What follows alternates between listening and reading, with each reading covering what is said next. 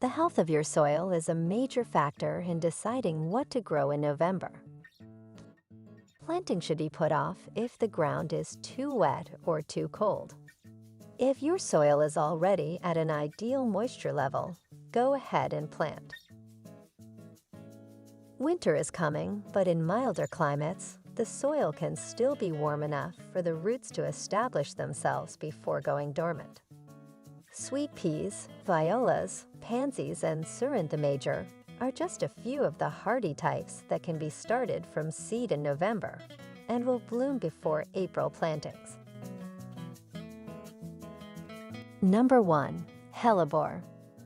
One of my must-have plants is the hellebore, sometimes known as the Lenten rose for its profusion of white, purple, and pink flowers during the bleak winter months.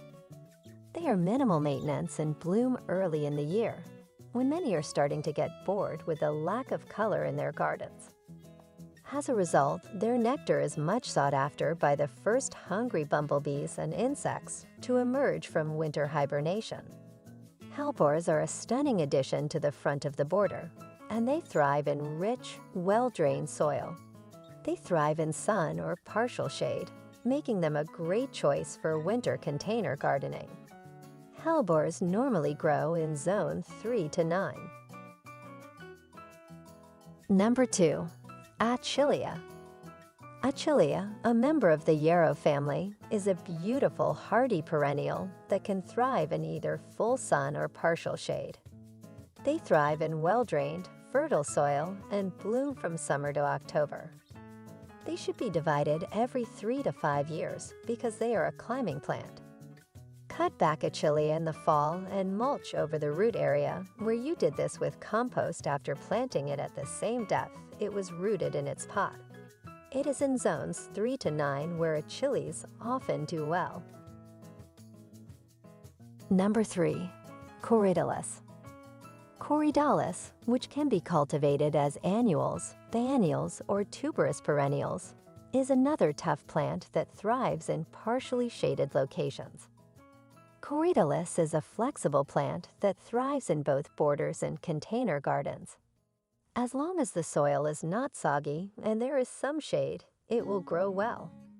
They require little in the way of pruning or other maintenance, though they will need to be watered often during the warm months. Corydalis usually grow in zone 5 to 8. Number 4. Species tulips. Because of the devastating fungal disease tulip fire, tulip bulbs are best planted in November, a little later than other spring bulbs. Unlike their larger relatives, which tend to lose their luster after a year or two of blooming, these plants get better with age. These attractive plants are native to Turkey's hilly regions, so they are tough and flexible. They thrive in a variety of settings, including rockeries, containers, and naturalized lawns. Tulip species are typically hardy in climate zones 3 to 8. Number 5. Roses. Their stunning blooms and perfumes are only half of the draw, as there are sorts of roses for practically every scenario.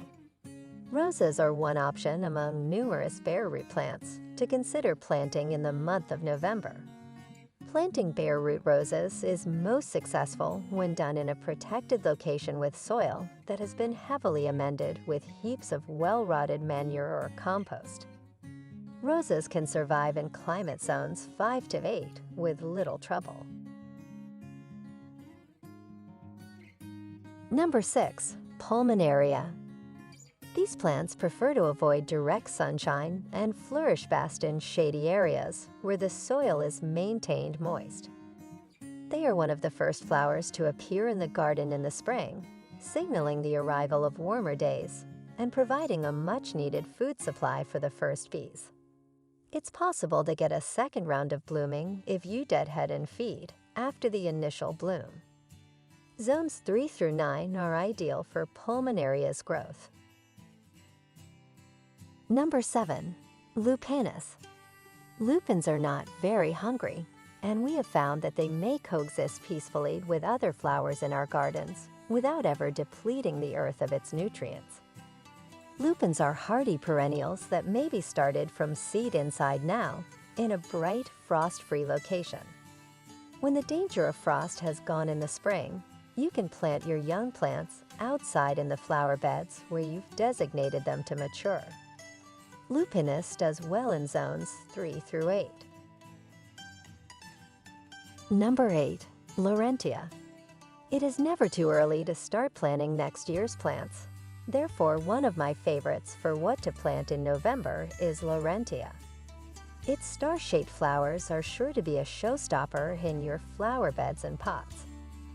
They are low-growing, trailing summer plants that bloom a variety of lovely colors in the shape of stars from the beginning of summer until the first frosts. They can withstand stormy conditions, making them indispensable for modern summer gardens. Laurentia thrives in hardiness zones 7 to 10. Number 9. Verbascum. Planting Verbascum seeds in November can give your garden a boost of height and color. They prefer dry, well-drained soil in full sun, but can survive in dappled shade. Because of their tolerance for poor soils, they are also a good choice for awkward spots in the garden. Verbascum seeds are exceedingly minute, which makes them challenging to sow evenly. Mixing them with some gardening sand and then spreading the mixture on compost is one option.